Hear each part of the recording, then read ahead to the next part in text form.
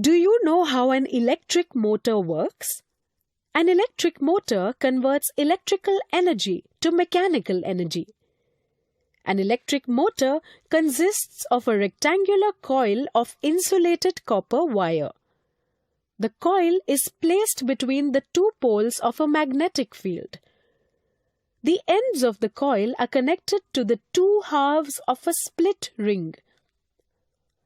The inner sides of these halves are insulated and attached to an axle.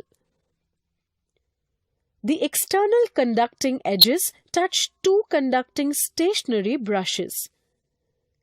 Current in the coil enters from the source battery through conducting brush and flows back to the battery through the other brush. When we apply Fleming's left-hand rule to find the direction of the force on a current-carrying conductor in a magnetic field, we find that the force acting on arm AB pushes it downwards, while the force acting on arm CD pushes it upwards.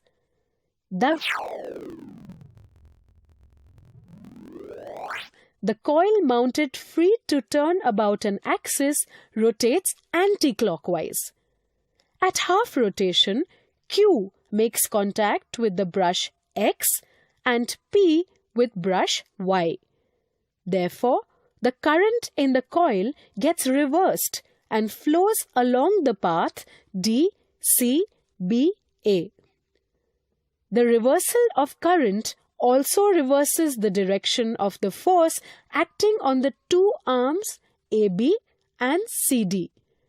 Thus, the arm AB of the coil that was earlier pushed down is now pushed up, and the arm CD, previously pushed up, is now pushed down.